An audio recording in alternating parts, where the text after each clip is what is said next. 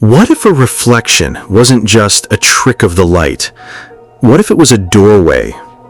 In 1995, in a quiet, forgotten corner of New England, a young girl named Lillian Ashworth vanished while playing in front of an antique mirror. Her identical twin sister, Clara, was the only witness. For 20 years, the mystery remained unsolved, a cold case, a family tragedy. And then, one stormy night, Lillian returned. She stepped out of the very same mirror, not a day older than when she disappeared. But she wasn't alone. In her arms, she held a sleeping infant, a baby with her own face, a baby that DNA tests would later confirm was her. This is not just a story of a disappearance. It is a story of an impossible arrival, a paradox that defies logic, and a mystery that asks us to question the very nature of who we are. Hello. The bond between identical twins is one of the deepest mysteries of human connection. They share the same DNA, often the same thoughts, and an intuition that science has yet to fully explain. But what happens when that bond is stretched across dimensions, across an impossible gulf of time? The story of Clara and Lillian Ashworth is a journey into the heart of that mystery. It's a chilling exploration of loss, identity, and the terrifying idea that just on the other side of the glass, a different version of our reality awaits. This story will challenge everything you think you know about time, space, and the human soul. If you are fascinated by the unexplained and believe that some mysteries are worth exploring no matter how deep they go, then make sure you subscribe to the channel and click the bell. We journey into the shadows to find the most incredible stories. And now, let us return to that old house and to the day the mirror took a child. The Ashworth family lived in Blackwood Manor, a house that seemed to have been pulled from the pages of a Gothic novel. It was a place of long shadows, creaking floorboards, and forgotten history. The twins, Clara and Lillian, were the heart of the house. Two identical sparks of life, so alike that even their parents sometimes confused them. But they were different in spirit. Clara was grounded, cautious, the quiet observer. Lillian was the dreamer, the adventurer, always drawn to the house's oldest and most mysterious corners. Her favorite place was the upstairs parlor, a room dominated by a single object, a massive, floor-to-ceiling mirror framed in blackened, intricately carved wood. It was an heirloom, brought over from Europe generations ago. The glass was old, wavy in places, and seemed to hold the light long after the sun had set. The twins had a game they would play. They would press their hands against the cool surface and pretend their reflections were their other sisters, living in a world made of glass. For Clara, it was just a game. For Lillian, it felt like something more. She claimed that sometimes the reflection didn't mimic her perfectly, that it would smile a fraction of a second too late, that she could hear faint whispering sounds coming from it, like the chime of crystal bells in the wind. The day Lillian vanished was gray and overcast. They were 10 years old. They were playing their mirror game. Clara, bored, turned away to grab a doll. It took less than 5 seconds. When she turned back, Lillian was gone. The room was empty. The mirror was just a mirror, reflecting only a terrified, solitary girl. What followed was a nightmare of confusion and grief. A massive police search found nothing. There were no signs of a break-in, no footprints, no witnesses. Clara tried to explain what she believed had happened, that Lily had gone into the mirror. She was met with the gentle, pitying smiles of psychologists and the weary disbelief of detectives. The official theory was a kidnapping, an intruder who had slipped in and out like a ghost. But Clara knew. She had felt it, a sudden coldness in the room, a sound like shattering ice, and then silence. The 20 years that followed were defined by that silence. The Ashworth family broke apart under the strain. The parents, consumed by grief and guilt, eventually sold Blackwood Manor and moved away, their marriage a casualty of the mystery. Clara grew up in the shadow of her missing half. She became a librarian, a quiet woman surrounded by stories, perhaps hoping to find one that could explain her own. She was haunted by a specific kind of survivor's guilt, not just for being the one who was left, but for being the one who turned away. If only she hadn't looked away for those 5 seconds, would her sister still be here? The mirror was sold with the house, a dark secret passed on to new, unsuspecting owners. 20 years to the day after the disappearance, Clara, now 30 years old, was drawn back to her hometown by a sense of morbid nostalgia. She was staying in a small inn, the sound of a fierce thunderstorm raging outside. That's when she received the call. It was from the current owner of Blackwood Manor, a frantic woman who had found Clara's number through old town records. "You need to come to the house," the woman stammered, her voice thick with panic. The old mirror in the parlor, it's glowing." Clara drove through the storm, her heart pounding with a mixture of terror and a strange, impossible hope. When she arrived, the house was just as she remembered it, but the air inside was electric. The owner led her upstairs to the parlor. The mirror was no longer inert. A soft, pulsating blue light emanated from its depths, casting dancing shadows on the walls. The air around it was cold, and the sound Lillian had described as a child was now audible to all, a faint, ethereal chiming. As they watched, frozen in place, the light intensified. The surface of the glass began to ripple like water. And then, a hand pressed against the glass from the inside, a pale, slender hand.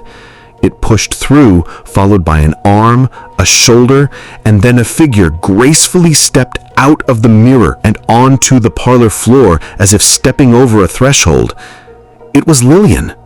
Her Lillian, still 10 years old, wearing the same red dress she had on the day she vanished. She blinked, looking around the room in confusion, and then her eyes locked on Clara. "Clara?" she whispered, her voice that of a child. "You look old." The reunion was a chaotic blend of shock, tears, and utter disbelief. The authorities were called, but what could they do? Here was a girl declared missing and presumed dead for 2 decades who had reappeared without aging a day. But this was only the first layer of the impossibility. After the initial shock, Lillian seemed to remember something.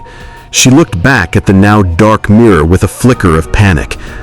"I have to bring her through," she said, her voice trembling. Before anyone could stop her, she reached back into the mirror, her arms disappearing into the glass up to her elbows. With a great effort, she pulled something out. It was a bundle of blankets, and inside, sleeping peacefully, was an infant. A local doctor was called to examine both Lillian and the baby. The 10-year-old Lillian was perfectly healthy, if disoriented, but it was the baby that presented the true paradox.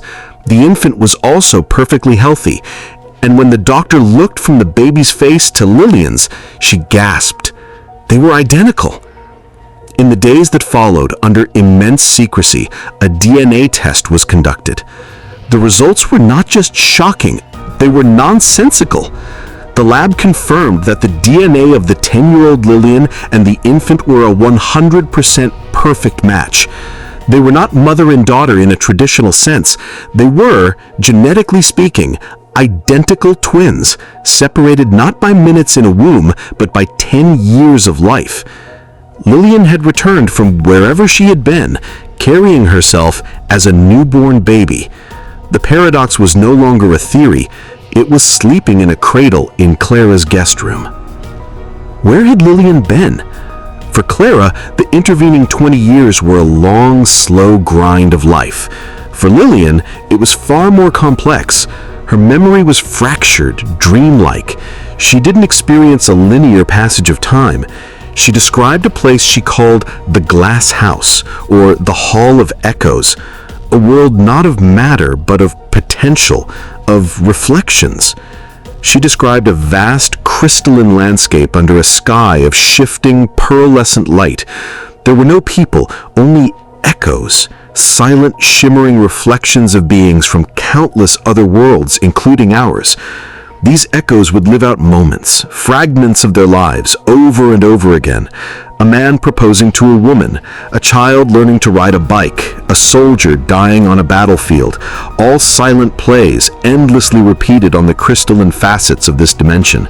Time here wasn't a river, it was an ocean. Dropping into it, you could experience moments from any point in a timeline, in any order. Lillian explained that she didn't age there because physical aging is a property of our linear cause and effect universe. In the glass house, she simply was. She drifted, an observer of a billion silent stories. She claimed she saw Clara's life in fragments, her graduation, her first love, her moments of quiet grief. She was a ghost watching her own sister live the life she had lost. But this dimension had its own rules. Nothing new could be created, only reflected, and beings who entered from the outside, like her, were eventually resolved by the dimension's strange logic. The dimension sensed she was an incomplete loop, a life that had started but not finished. To resolve this paradox, it began to reform her from her own essence, from her origin point. She described a process of slowly dissolving, her consciousness fading, while simultaneously a new presence grew, the baby. Her return was not an escape, it was an expulsion. The dimension was closing the loop, sending her back to her beginning. The 10-year-old girl was the last echo of her old life, a temporary vessel whose purpose was to carry her new beginning through the gateway. How can science even begin to approach such a phenomenon? While the story of Lillian Ashworth sounds like pure fantasy, it brushes against some of the most speculative and mind-bending theories in modern physics. The idea of the mirror as a gateway resonates with concepts from string theory, particularly brain cosmology. This theory posits that our universe might be a three-dimensional brain floating in a higher dimensional space, and that other parallel universes, other brains, could be floating incredibly close to our own, separated by a microscopic distance. A unique confluence of energy or exotic matter could theoretically create a temporary bridge, or a wormhole between these brains. Could the antique mirror, made with unique metallic alloys from a fallen meteorite, as family legend claimed, have been such a device? A passive antenna that, under the right atmospheric conditions, could open a stable gateway? Lillian's description of a non-linear temporal environment also has echoes in theoretical physics. Some interpretations of quantum mechanics, like the many worlds interpretation, suggest that all possible outcomes of a quantum event occur in separate parallel universes. The Hall of Echoes could be imagined as a metaspace from which these countless timelines could be observed. Her inability to age there could be explained by extreme temporal dilation, a concept from Einstein's theory of relativity. Just as time slows near a massive object like a black hole, perhaps time in the mirror dimension flows at an infinitely slower rate relative to our own. For every 20 years that passed for Clara, only moments passed for Lillian. And what of the paradox of her holding herself as a baby? This touches upon the concept of a causal loop, or the bootstrap paradox. This is a sequence of events in which an event is its own cause. In this case, Lillian's existence as a 10-year-old allows for the baby to be brought back, and the baby's existence is the beginning of the life of the 10-year-old.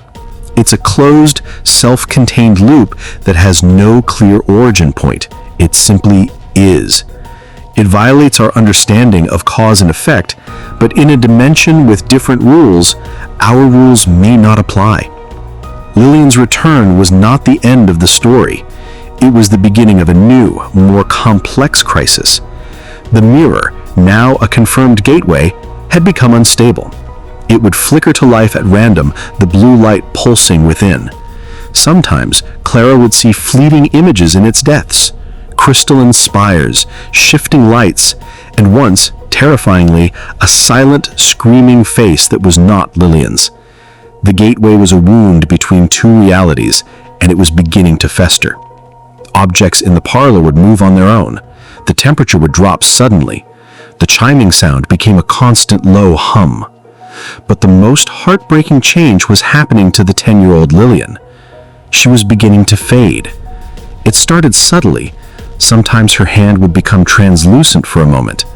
Then whole parts of her body would flicker like a bad holographic projection. The doctor confirmed she was losing mass, her cells seemingly dematerializing. The logic was cruel but inescapable. She was the echo, the memory of a life. Her purpose was to deliver the source, the baby, back to its proper reality. Now that her mission was complete, her connection to this world was dissolving. She was a paradox that our universe was actively trying to correct. Clara was faced with an impossible choice. She had gotten her sister back, only to watch her disappear all over again. This time, slowly, painfully. The young Lillian understood what was happening better than anyone. "It's okay, Clara," she would say, her voice growing fainter. "She needs to live, the real me. You have to raise her. You have to give her the life I didn't get." The climax arrived on another stormy night, 1 month after the return. The mirror was blazing with an intense, unstable light. The chiming was now a deafening roar. The 10-year-old Lillian was almost completely transparent, a shimmering ghost of a girl. "It's time," she whispered, her form flickering violently. "The door's closing. I have to go back, or I'll just vanish. And it might take the baby with me." Clara, tears streaming down her face, held the sleeping infant, her sister, her niece, her charge, tightly. She looked at the ghost of the 10-year-old girl she had lost 20 years ago. She had finally found her, and now she had to let her go again. "Promise me," the fading Lillian said, reaching out a translucent hand to touch the baby's cheek. "Promise me you'll tell her about me. Tell her I was brave. Tell her I love her." "I promise," Clara sobbed. "I love you, Lily." "I love you too," the echo of Lillian whispered. With a final, sad smile, she turned and walked back towards the mirror. She didn't step through it. She simply merged with the light, and as she did, the blinding glow and the deafening sound collapsed inward, leaving behind only silence and a normal, dark mirror. The gateway was closed. What is the nature of identity? Are we our memories, our DNA, our potential? The story of the Ashworth twins leaves us in a place beyond easy answers. Clara was left with the ultimate paradox. She became the guardian, the mother, to her own identical twin. She would watch her sister grow up all over again, from infancy to childhood, to the very age she was when she first vanished. She was given the impossible chance to relive her life with her sister, but with the roles forever changed. Was the returned Lillian a ghost, a memory, or was she a hero who sacrificed her own fading existence to ensure that her true self, the infant, could have a chance at life? It's a story about the ultimate act of self-love and the ultimate sacrifice. Lillian became her own mother to ensure she could be born again. And Clara, who lost a sister, gained a daughter, dedicating her life to nurturing the person she missed more than anyone in the world. Their story is a haunting reminder that the bonds of family can transcend not just time, but reality itself. It leaves us with a profound question. If you were faced with the fading echo of a loved one you had lost, and the only way to save their true self was to let that echo go forever, could you do it? Could you say goodbye a second time for the sake of love? Write what you think about this in the comments. This is a choice that sits at the very edge of human understanding. Thank you for watching.